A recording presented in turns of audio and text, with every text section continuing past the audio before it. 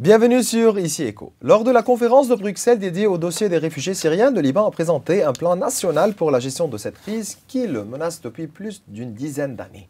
Le document recense de manière détaillée les différents dangers que fait peser la présence syrienne massive au Liban et liste un plan d'action en 11 points pour y faire face. La démarche est basée sur l'application aux Syriens présents sur le territoire libanais des lois relatives aux étrangers, statut qui leur est désormais attribué. Le plan comprend également l'élaboration d'une réglementation contre la contrebande et le trafic humain. Le gouvernement libanais sollicitera une aide internationale à cet effet. D'autre part, l'émissaire spécial du président français pour le Liban, Jean-Yves Le Drian, a poursuivi sa tournée auprès des responsables libanais cette semaine. Il convient de souligner que l'envoyé spécial du président français aurait indiqué, selon des sources, que le Liban politique cessera d'exister tant que la crise persiste. Et en l'absence d'un président de la République, il n'en restera, d'après lui, que de Liban géographique. M. Le Drian aurait suggéré de remplacer le dialogue auquel ne cesse d'appeler le président de la Chambre par des consultations, ce qui à quoi on lui aurait répondu que M. Berry s'y opposerait. Rappelons que le chef du Parlement continue de renouveler ses appels avec toutes les parties pour un dialogue. Seul moyen pouvant garantir, selon lui, l'élection d'un nouveau président de la République.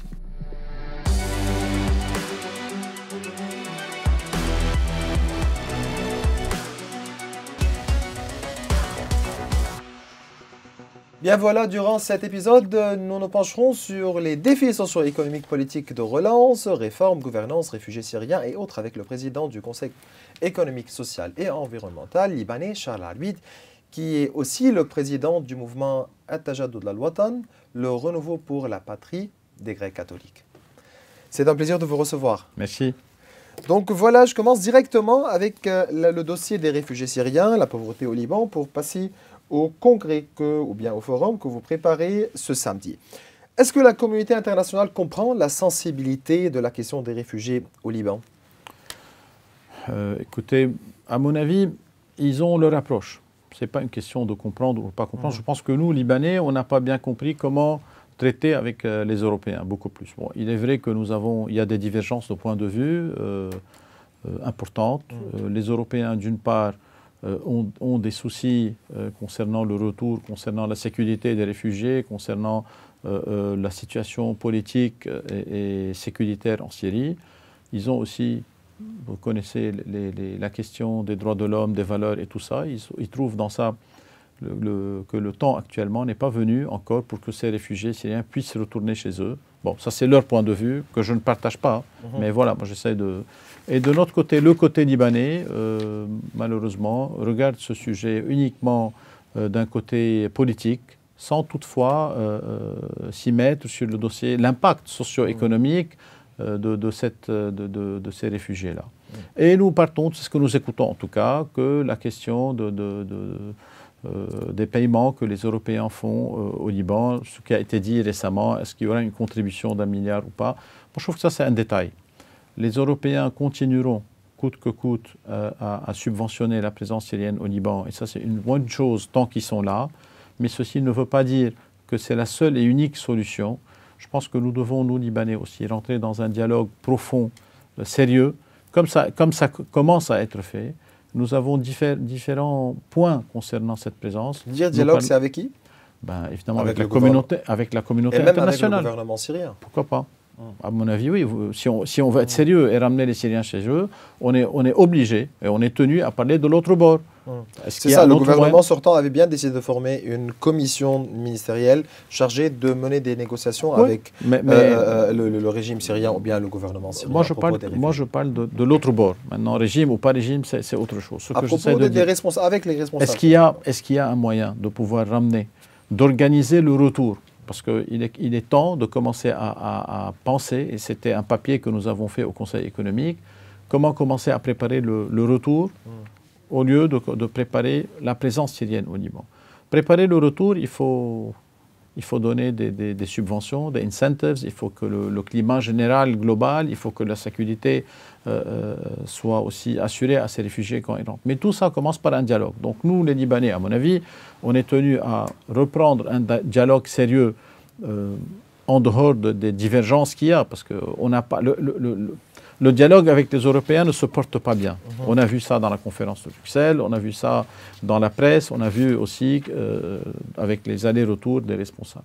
Donc il faut déjà organiser ce dialogue-là avec les Européens. Il faut expliquer et ramener les Européens vers nous dans cette idée-là. Et d'autre part, maintenant, comment ça se fait? Ça va se faire avec une délégation, mais on est obligé, on est tenu à parler avec le bord syrien et commencer à voir aussi comment, sans toutefois en gardant nos valeurs, parce que nous sommes aussi, nous les Libanais, il faut, et nous sommes, et nous resterons porteurs de valeurs.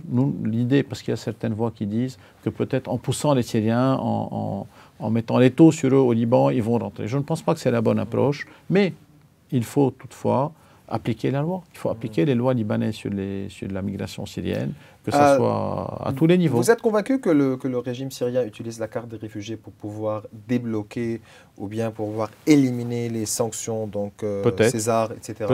Peut-être. Ils ont, écoutez, le côté syrien a fait de la politique aussi. Ils ont leurs intérêts, ils font ce qu'ils doivent, mais nous, on n'est pas... Mais au niveau libanais, vous rendez qui responsable de cette crise? C'est pas question de responsable, c'est une mauvaise approche de dialogue. Aussi? Oui, peut-être aussi. Il faut dire que nous avons aussi nos soucis internes au niveau des institutions. Ça, c'est un dialogue que le chef de l'État, que le gouvernement, que les institutions libanaises qui aussi ne se portent pas bien.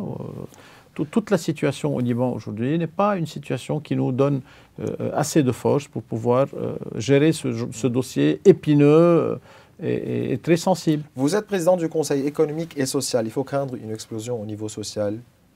Oui, mais si je peux me permettre pour clôturer un peu avec la question des immigrants syriens, il y a l'impact. Je voulais dire une explosion due à la présence de ces Syriens. Tout à fait. Il y a l'impact de la présence syrienne au Liban, cet impact-là sur les infrastructures, et l'environnement. Sur l'environnement, sur l'éducation. Vous savez, la question de l'intégration. C'est un problème épineux, parce que ça, c'est quelque chose, et c'est déjà il y a longtemps, le temps passe. C'est un problème qui existe depuis 2011, 13 ans. Il y a des nouveau-nés qui sont nés en 2011, 2012 et qui maintenant vont à l'école, qui sont là, Bon, faut-il les intégrer? C'est le citoyen libanais qui va payer la facture. Mais c'est déjà fait. Il paye déjà, malheureusement, ce pauvre citoyen libanais qui paye partout, non seulement dans ce dossier-là.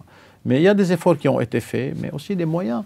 Les moyens sont très réduits. Vous pensez que c'est facile de gérer des centaines de milliers d'étudiants et d'élèves qui vont aller dans les écoles. Et puis, certains parmi eux, maintenant, sont dans les universités. Ils ne sont même plus dans les écoles. Donc, il y a la santé, le dossier de la santé. Est-ce qu'il faut craindre ou bien l'impact de l'intégration au niveau éducatif, démographique, au niveau du changement démographique? Évidemment, c'est un sujet... Donc, c'est bien planifié. Il y a une planification d'une part, à mon avis, il y a un laisser-faire d'autre part. Donc, c'est pas question, il ne faut pas toujours cette conspiracy theory. On dit que nous aussi, les Libanais, les autorités libanaises ont un devoir de pouvoir gérer ce dossier. Mais ce dossier commence par un dialogue interne. Il faut qu'on soit unifié. Bon, je pense qu'on l'est. Je pense qu'on l'est vis-à-vis de ça. Hormis les voix un peu qui sont, à mon avis, les bémols qu'on entend de temps en temps. Mais... en grande partie, les Libanais sont unifiés sur l'idée qu'il faut commencer à préparer le retour des Syriens pour toutes les raisons dont on a parlé. Parlons politique. Diplomatiquement, il faut parler diplomatique aussi. En diplomatie, il y a un grand travail qui doit être fait. Bon, ceci dit, ça a besoin aussi de l'aide de nos amis. Il ne suffit pas de vouloir. Il faut voir un peu la diplomatie régionale. Les Européens ont un rôle important dans ça. Parce qu'ils sont aussi directement liés géographiquement. Bon, si on regarde au niveau, par exemple, les Américains, ils sont pas très... c'est pas le premier point d'intérêt au Liban. Donc il faut aussi trouver avec les pays du voisinage comment pouvoir gérer. En Jordanie, ils l'ont fait. Ils ont pu trouver des solutions, bon, malgré bon gré. Et dans d'autres pays, maintenant, il faut voir les Chypriotes aussi, qui ont aussi une certaine peur de voir les émigrer chez eux parce que géographiquement, ils sont très proches.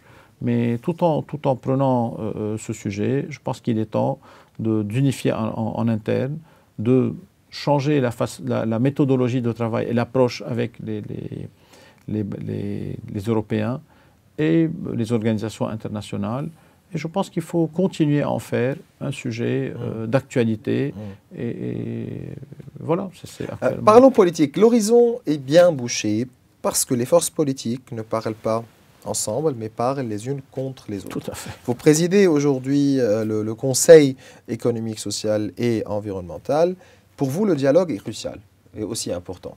Est-ce que vous soutenez un dialogue interne ou bien des négociations, des consultations présidées par le président de la Chambre donc, quelle est votre position, point de vue en ce qui concerne le dialogue pour pouvoir sortir de cette impasse politique? Personne ne peut être contre le dialogue. Quand il y a un conflit, il faut bien que quelqu'un ouvre le dialogue, ouvre la médiation. Bon, en tant que citoyen déjà, ça me vexe quelque part de voir qu'il y a des interventions étrangères, tout en remerciant les initiatives françaises, le comité des 5 et tout ça. C'est bien, le Liban a toujours eu des amis et on a toujours compté sur l'aide de ses amis. Mais je ne trouve pas que c'est normal et que c'est sain qu'on ait besoin ou qu'on ait recours à des amis pour qu'on puisse parler ensemble. Donc le dialogue est important. Mais aussi, n'oubliez pas que nous avons une constitution. Il faut appliquer la constitution. Il ne faut pas, dans la Constitution, on ne dit pas, pour élire un président de la République, il faut aller faire des concertations ou bien des dialogues. J'aime bien les jeux de mots. Moi, je ne trouve pas une grande différence entre... Il y a une grande subtilité entre ces deux mots maintenant. Ou on se parle ou on ne se parle pas. Maintenant, appelez la terminologie, dites ce que vous voulez. Mais il y a une Constitution libanaise, et qui est très bonne, qui est une des meilleures dans la région, et qui a été faite et revisitée avec les accords de Taïf. Nous avons une constitution. Que dit cette constitution? Il faut appliquer bien la constitution. Allons-y. Il faut appliquer la constitution. La constitution ne dit pas qu'il faut faire ni des concertations, ni des dialogues, ni rien d'autre. Il faut respecter les dates. Il faut aller, et c'est le devoir. Maintenant, on vous dit, les députés, ils ont le droit de s'abstenir. Oui, monsieur, vous pouvez vous abstenir une fois, deux fois pour des raisons. En plus, vous devez expliquer pourquoi. Parce que vous êtes député, vous représentez le peuple, vous nous représentez. Il est de votre devoir d'aller voter un président. De justifier cette absence. Et après tout, vous savez, ça devient... Moi, ce qui m'inquiète... Donc, comment sortir de cette impasse? Déjà, il faut commencer par décrire. Il faut que les gens disent, on n'est pas content. Vous vous rendez compte que ça devient un peu une mode, un trend. Chaque 6 ans, il faut attendre minimum 2 ans et pour commencer à trouver des solutions. D'accord, mais la Constitution ne dit pas ça. Et pourquoi on ne commence pas à élire un président bien avant les 2 derniers mois? Il faut préparer. La présidente de la République au Liban est un grand symbole de l'unité du pays. Ce n'est pas comme ça qu'on peut traiter les sujets. Les Libanais, les jeunes Libanaises et Libanais, ont déjà perdu espoir dans le pays à cause de cette façon de faire. La politique n'est pas quelque chose de mauvais. C'est une bonne chose, parce que la politique, d'habitude, travaille pour le bien des gens. Mais c'est ça, la politique n'est pas conflit. La politique est plutôt un travail dans l'intérêt des citoyens. Oui, tout à fait. Mais on fait pas théoriquement. Est-ce qu'on fait de la politique au Liban? Trop. On en fait trop. Ce qui nous manque, c'est les politiques. Ce n'est pas la politique. Les politiques, on n'en fait pas, malheureusement. Mais les politiques sociales, environnementales... à tous les niveaux. Parlons pratique. Donc, comment sortir de cette crise? Accepter un dialogue? Vous avez dit non, il faut descendre au Parlement. Moi, je dis, à défaut d'aller voter demain matin, il faut toujours ouvrir les pistes. Mais il y a une troisième option. Soit on applique la Constitution, les députés ils passent le temps qu'il faut et ils vont finir par élire un président. Ou bien, ce qui est le cas, on parle de dialogue, de concertation, de ce que vous voulez, avec l'aide des Européens, des Français et autres. Ou bien on ne fait rien. Bon, évidemment, l'option 3 n'est pas la meilleure. À défaut de l'option 1, on passe à l'option 2. Mais ça prend du temps déjà. On a déjà consommé. Est-ce qu'on a le luxe de pouvoir faire passer tout ce temps-là? Parlons économie, sociale, environnement aussi. Quel est le profil idéal du président, d'un nouveau président? Parlons profil. Il devrait être le champion de la stabilité. Le souci premier des Libanais aujourd'hui, actuellement, c'est la stabilité. C'est un mot qu'on n'utilise pas dans le jargon politique. Nous avons vécu, vous et moi, dans un pays qui n'a jamais été stable. Et c'est une grande question. Comment faire pour ramener le Liban stable et prospère et attractif? Et c'est le sujet de la conférence dont vous avez parlé. C'est ça. C'est pour ça que j'ai bien posé cette question. Et cette stabilité, est-ce qu'il faut tout le temps qu'elle soit imposée par l'extérieur? Ou bien nous, les Libanais, on va se décider, une fois pour toutes, que nous allons vivre ensemble? C'est important. C'est une décision. Parce qu'on ne peut pas décider, chaque parti ne peut pas décider seul. Il faut qu'on décide ensemble. Et se poser la question, nous voulons vivre ensemble? De quelle façon? Dans quelle constitution? Allons-nous changer la constitution? Est-elle bonne ou pas? C'est de grandes questions, mais je pense qu'il est temps de... Quel rôle vous essayez de jouer, vous, en tant que le Renouveau pour la Patrie? Écoutez, le Renouveau pour la Patrie est un mouvement qui a vu le jour il y a quelques années, qui regroupe des instances et de la communauté grecque catholique. Bon, le but de ce renouveau-là, c'est de pouvoir proposer des politiques, des solutions, des idées pour le bon fonctionnement de l'État, d'un côté, pour le bon fonctionnement du pays, pour essayer aussi d'apporter des solutions. Et ça, c'est le rôle des Grecs catholiques, historiquement. C'est un rôle de modérateur, un rôle de participatif, un rôle de bon citoyen, si je peux dire. Ça ne veut pas dire que les autres ne sont pas comme ça, mais je parle un peu du groupe que je représente. Et nous avons sorti un papier politique qui a parlé un peu de notre vision politique. Nous sommes au Renouveau de la Patrie des citoyens qui ont devant eux, nous sommes des républicains centristes, dans le sens européen du terme, parce que dans le sens libanais, ça risque un peu de donner d'autres sens. Ça ne veut pas dire que les centristes, ce n'est pas ceux qui n'ont pas de position, c'est ceux qui ont choisi la position du centre. On est républicains centristes, nous voulons un pays unifié, nous sommes pour l'accord de Taïf, parce que nous considérons que l'accord de Taïf reste et persiste le seul accord valable jusqu'à nouvel ordre. Nous ne nous penchons pas vers la fédération, au contraire, nous parlons de la décentralisation. Nous pensons que la décentralisation est la bonne formule. Administrative et financière. Tout genre. Décentralisation, point, parce que ce n'est pas sur mesure. C'est une décentralisation. Mais pour avoir la décentralisation, il faut commencer par avoir un État centralisé qui peut, à partir de là, décentraliser. Donc c'est un peu difficile. Nous voulons la neutralité du Liban, mais dans le cadre de la Ligue arabe.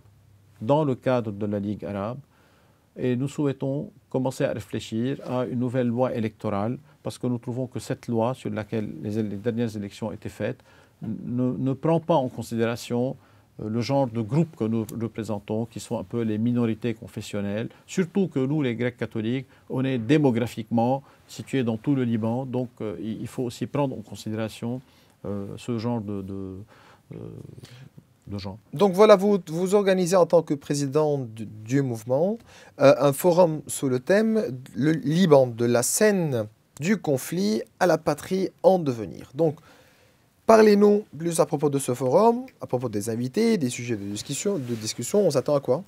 Écoutez, on s'attend déjà à pouvoir inviter des gens à donner leur prise de position sur ce sujet. Est-ce que le Liban va rester une scène de conflit ou nous le voulons une patrie? Comment passer d'une scène de conflit à une patrie? Jusqu'à maintenant, nous ne sommes qu'une scène de conflit. Une scène de conflit, pas uniquement interne et internationale, avec les ingérences qu'il y a des différentes forces régionales. Donc, quand on pense un peu au futur des jeunes, que veulent les jeunes? Je vous ai dit tout à l'heure. Ils veulent une stabilité, ils veulent une patrie, non seulement stable, mais prospère. Pour cela, il faut qu'il y ait aussi une entente nationale. Donc sur ce, on a pris l'initiative d'inviter des gens un peu de différents bords. On n'a pas pu inviter tout le monde, c'est un début. Mais l'idée, c'est d'écouter leurs réponses à cette question-là. Quelles sont vos visions? Qu'allez-vous faire pour faire passer le Liban d'une scène de conflit à une patrie? On s'attend à un papier On s'attend à divers papiers. Nous avons commencé à regrouper des papiers. D'ailleurs, les intervenants vont aussi soumettre des papiers et des idées. Il y aura évidemment des interventions, il y aura des discussions. À la suite de cela, nous allons publier le rapport de ce forum. Et ça sera aussi, c'est un bon exercice à faire. Si nous, les Libanais, des différents genres, des différentes partis ou confessions, déjà, ce n'est pas une question de faire un dialogue, de se parler déjà, de dire ce qu'elles veulent, ce qu'elles pensent, de répondre à des questions bien précises. Il y a une deuxième question qui a été soulevée, qui va être soulevée dans ce forum, c'est comment rendre le pays, le Liban, stable et attractif cette question d'attractivité. Regardez le président français, par exemple. Il en parle trop. Le Liban est-il un pays... Ici, on remet en question la confiance. Évidemment. Donc, c'est ce la base. terme-là qui est aussi important. C'est le mot-clé. C'est le mot-clé. C'est le mot-clé. Comment rétablir la confiance? Et la confiance interne des gens, des Libanais, des émigrés, des étrangers, des amis, de tout ce que vous voulez. Donc, attractif, stable, c'est une direction. Comment reconstruire la confiance? Est-ce qu'aujourd'hui, la façon de faire des politiciens ou des partis politiques va dans le sens de restaurer cette confiance? C'est dans le sens inverse, malheureusement. Voilà. Donc, mais aussi, vous essayez en tant que mouvement de jouer un rôle au niveau politique, d'un positionnement pour vous sur la scène entre les différents joueurs catholiques.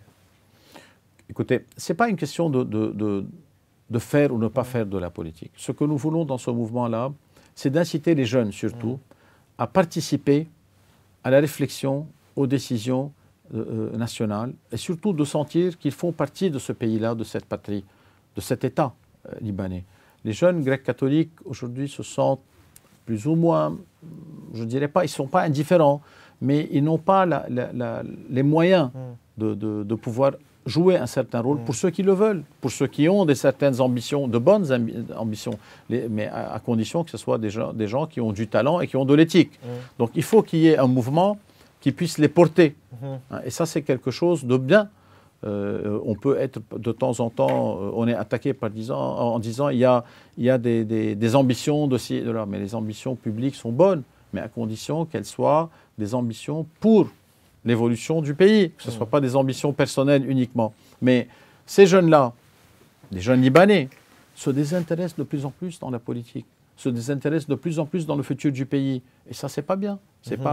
Et il faut les inciter à dire non, vous devez aller dans le public, vous avez la chance, vous avez l'opportunité. Nous voulons créer des opportunités. Au moins que les gens se parlent, qu'ils réfléchissent, qu'ils disent ce qu'ils veulent pas. C'est important, sinon on va les perdre. Quel Liban cherchez-vous? Quelle identité? On l'a dit dans notre papier politique. Évidemment, un Liban libanais, numéro un. Évidemment, avec nos amis arabes, parce que finalement, le Liban est un pays arabe et nous voulons garder cette identité-là, mais un pays indépendant, stable, serein, où on peut vivre une vie normale. Un pays où le mode de vie libanaise est bien conservé, parce que les Libanais s'attachent beaucoup à leur mode de vie. On ne veut pas changer de culture, on ne veut pas changer d'image. Au contraire, il faut renforcer cette image. Bon, cette image a été malheureusement, le positionnement de notre image comme en marque Liban, si je peux dire, c'est ce que nous appelons la crédibilité d'un État a basculé, mais on peut reconstruire cette crédibilité. Et regardez un peu le secteur privé, comment il se comporte. Le secteur privé arrive, malgré bon gré, à s'en sortir quand même. Et c'est le modèle important que nous essayons de donner. L'important aussi, c'est de dire aux jeunes, il y a des opportunités au Liban. Le Liban n'est pas... En ce qui concerne le secteur privé, est-ce qu'on n'est pas devant une adaptation forcée? Non, je ne pense pas. On fait. Le secteur privé fait. Fait. Il fait beaucoup de choses. Il entreprend encore. Bon, maintenant, on a eu des années, les dernières années étaient des années folles, parce que le modèle économique est un modèle... Vraiment, on n'a jamais vu ça dans tous les livres d'économie sur lesquels je suis passé. Je n'ai jamais vu ce modèle-là. Donc, il fallait s'adapter, il fallait apprendre. Mais finalement, évidemment, le secteur privé libanais a joué un rôle. Mais ce que je souhaite, c'est que les jeunes libanaises et libanais puissent avoir en rôle modèle devant eux ce modèle-là en disant on a des opportunités, on peut produire, on peut vivre au Liban, on peut vivre ensemble. Ça. Est-ce que vous êtes convaincu qu'on est en besoin d'un nouveau pacte socio-économique, un pacte politique, déjà. Un pacte citoyen-citoyen? Évidemment, mais avant, il faut un pacte politique, sans trop changer les grandes lignes. Nous avons un pacte politique qui est AF. Il se peut qu'il y ait besoin d'être un peu rectifier, arranger, mais c'est faisable. Après, le pacte politique et social, social et économique, je veux dire, on n'a jamais eu, hein, on n'a jamais eu de politique sociale. On n'a jamais eu un pacte citoyen pour c'est accepter de vivre ensemble. Évidemment, la citoyenneté, les bons citoyens. Nos jeunes sont de meilleurs citoyens que nous le sommes. Parce que, avec l'ouverture mondiale... Mais les divergences sont aussi grandes.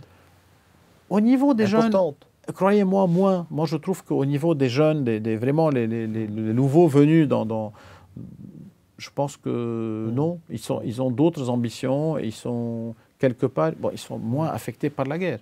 C'est clair. Parce qu'il y a toute une génération qui a connu la guerre, qui a connu les conflits.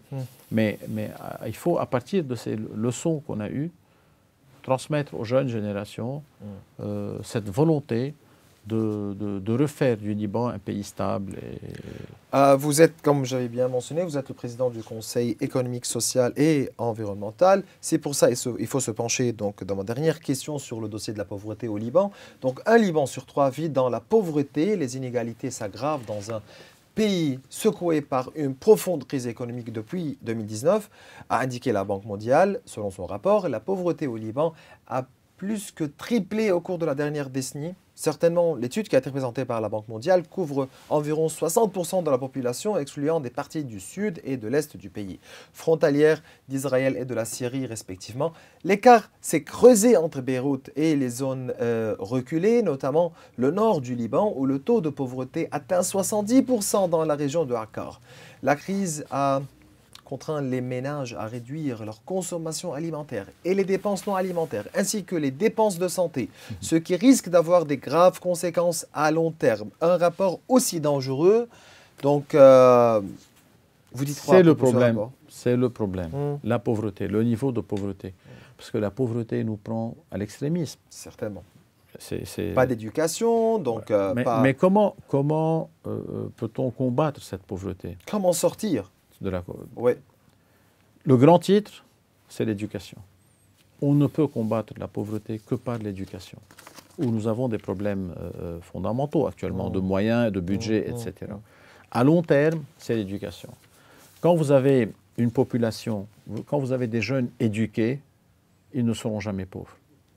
Avec un niveau académique minimum, vous n'allez pas mourir de faim.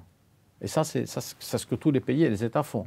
Donc il faut l'éducation. Ça, c'est un. Après, il faut gérer actuellement les emplois, parce que nous ne voulons pas aussi toujours vivre sur les aides sociales. Ça ne peut pas continuer. Et nous n'avons plus les moyens. Regardez nos budgets. Le ministère des Affaires sociales n'a pas de budget pour pouvoir couvrir tous ces... On ne peut pas aussi tout le temps aller à l'aide internationale. Donc, il y a les emplois, il y a la production, il y a aussi il y a les émigrés libanais. Hein, la diaspora libanaise joue un grand rôle de support aux familles libanaises. Mais ça reste aussi dans le cas support. Ce que nous voulons, c'est la productivité. Il faut travailler à renforcer la productivité. Bon, comment on va renforcer la productivité aussi? Il faut repartir sur le problème des salaires. Nous n'avons pas vraiment un problème de chômage. Je n'y crois pas trop. Il y a du chômage surtout dans certaines régions. Mais il y a aussi un problème de salaire. Il faut le dire. Moi, je suis chef d'entreprise quelque part. Mais du secteur oui, mais il faut rectifier les salaires. Parce qu'il faut que le salaire minimum et autres soit un salaire digne. Que les gens puissent vivre avec dignité. Le secteur privé aujourd'hui a les moyens pour pouvoir rectifier ses salaires. Dans certains secteurs, oui. Et il le fait. Et il le fait. Donc, mais c'est les politiques publiques qui ne le font pas. Allez voir le secteur public, c'est pire. Il y a tout le problème du budget, ça c'est un chapitre très compliqué, mais je pense que là, on ne pourra en aucun cas rectifier le budget que si nous rentrons dans cette phase de règlement politique à tous les niveaux. C'est restructuration structurelle. Oui, de la vision de l'État. Hein. Mais ça, c'est dans le cadre aussi de l'ordre régional qui va se mettre en place. Et à mon avis, on n'en est pas trop loin maintenant. Mais bon, donc pour revenir un peu à la pauvreté, production, correction des salaires, éducation, aide sociale là où on peut, aide familiale, intervention de la diaspora et rester comme on l'a toujours été dans les valeurs libanaises de soutien des familles, etc. Et il faut faire passer ce cap. Bien voilà, on s'attend ce samedi avec le forum, avec les discussions de vos invités. Et moi, je vous remercie, Charles Arbit. Vous êtes le président du Conseil économique, social et environnemental libanais. Merci. Bien voilà, mes chers téléspectateurs, nous arrivons à la fin de cette émission. Vous pouvez revoir tous nos épisodes sur nos réseaux sociaux. Au revoir.